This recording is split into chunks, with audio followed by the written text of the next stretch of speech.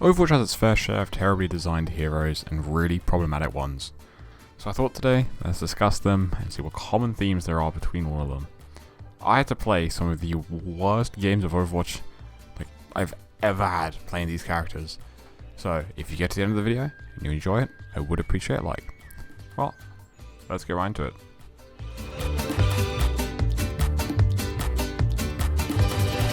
Okay, Mauga is a mess of a hero. I don't want you all know that.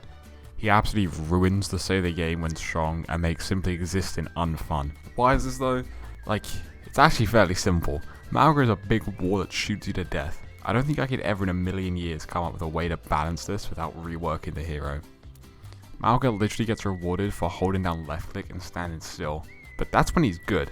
See, because if he's weak, this doesn't even work and you'll just explode. You literally walk out and you'll explode in 2 seconds. And then what? What do you do? I have no clue. There's no other playstyle. There's literally no other way to play Mauga other than stand still and shoot and hope you don't die. You don't have any good mobility. The shift thing does not count as mobility. You don't have any shields or high damage or burst damage. But if you were to buff him at all, he does become this unstoppable god that just cannot be killed. I think we've dealt with 2 Mauga metas now, which is insane for how short, how little time he's been out. And I think everyone knows it sucks so much. It's really hard to find a middle ground with his kit because it fundamentally doesn't work at all.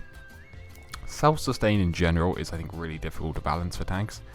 And I believe tanks that do the best, like the ones that have sustain that actually work, use something that I call fake sustain.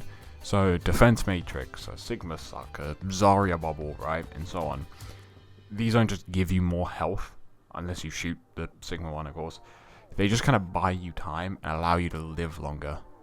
And also, apart from Zarya, you can't shoot while doing it, right? You can't pop Sigma suck and then also throw a rock at someone, right? You're locked into that. Or defense matrix, you can only use missiles, right? So there's that. And Zarya bubble, Zarya doesn't get any damage if you don't shoot the bubble, right? So yeah, that's why there's counterplay to them, because you can just not shoot them when they do this. Whereas when you play against a self-sustain, the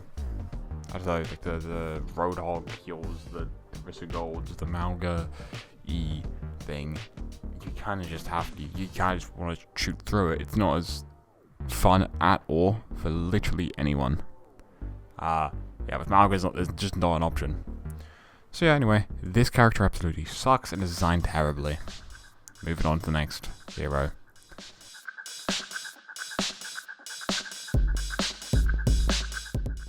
Alright, this might be a weird one, especially after Mauga, but Ball is an example of a well-designed hero, in my opinion, in a poorly designed role. I'll cut right to the point. Ball struggles because you literally couldn't make him good unless you made him into a one-shot-in Ball. The way this hero plays is not how a solo tank would play. With the switch to 5v5, no hero got hit harder than Ball. There isn't a world in which you could play Ball as a main tank, and now he kind of has to be. With the solo tank format, you have to be a main tank to survive. It just doesn't work as a flex. I think the only real solution to make Ball good is to make Ball smaller, take away some of his power, especially the shields, and make him a DPS. If he was just like a little flanking hero or whatever on the DPS role, I think it would make more sense. I think the shields though would be a bit too much for a DPS to have. That is already, I think, the only way you can make him playable in 5v5. Other than that, he's just useless and you'll never be able to make him good. So, Ball is problematic in the sense he doesn't fit Overwatch 2 as a tank, and that's about it.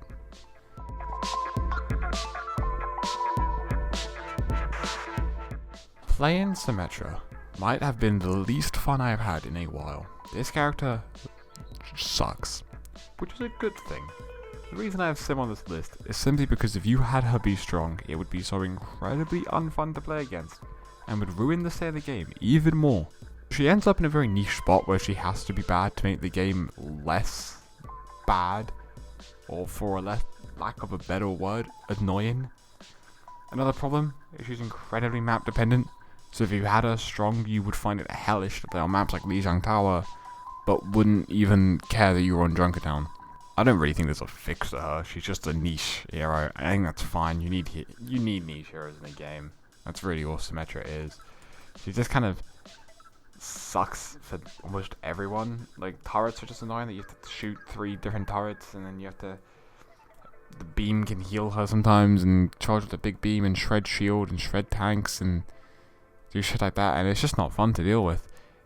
So you'd rather just keep a niche and play it in very specific situations, like when you have a tracer and you need a, so you TP your team out and then you just triple blink as tracer to catch up. Like, that's really it. That's what she's useful for. Anyway, next hero.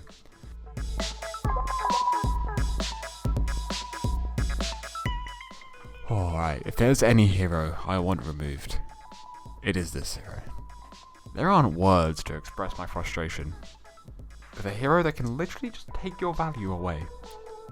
Instantly.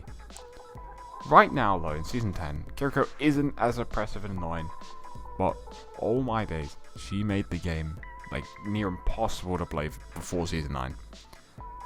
Let's go through a kit quickly here. A cleanse that grants a second immortality and heals you to almost full health. A teleport, which you didn't have to pre-set up. The ability to wall climb. An ult that instantly wins team fights. With, like, no skill, just you have to press the button and you win the team fight. Incredible dueling potential with the kunais. And on top of that, she is quite possibly the smallest hitbox in the entire game. I actually needed to hunt down whoever created Kiriko and just interrogate them, man. How did you come up with this? It doesn't even matter how strong she is. This kit is just fundamentally frustrating for every DPS player in the entire world. She gets away with everything because she has like 9 million lives. Okay, this next thing I'm about to say might be like extremely petty, but just hold on. Sombra got reworked, and one of the big complaints about old Sombra was Translocator, a get out of jail free card. Now, I'll try not to get too annoyed here, but oh my god. You are so insanely stupid if you think Translocator was problematic. Holy shit, at least compared to Kiriko's Swift Step. Like, even without comparing Translocator to Swift Step, most Sombras are terrible at the game and placed Translocator so far away from the fight that when they teleported, they may as well have just been dead. They were out the fight. They weren't even in the fight anymore. And that's it. They just... Translocator had to be pre-placed. And it could be destroyed super easily. So you could stop them from TPing. Whatever. It's fine. It's fine because at least Kiriko gets to keep her infinitely better Translocator. That if it was on an Overwatch, like an Overwatch 1 hero, would immediately be removed. Like, I actually don't think you can understand that Kiriko just has a better Translocator in every single way.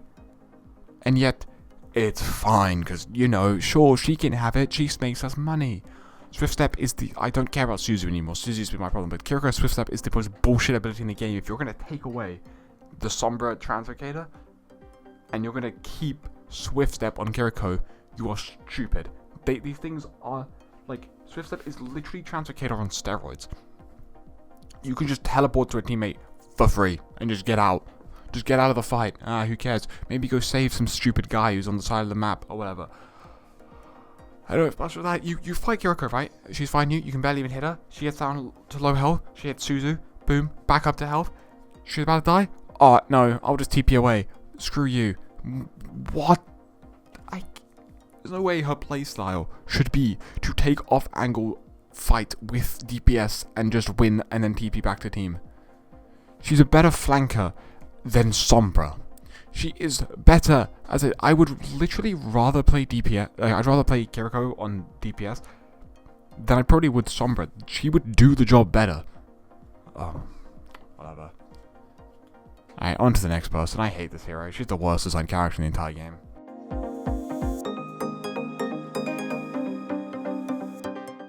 Lifeweaver. Sure. Lifeweaver probably objectively is got a worse design than Kiriko, as his entire kit is super annoying. But this kind of is aided by the fact that Lifeweaver is really shit. But that's good as well. It's another hero that should just never be strong.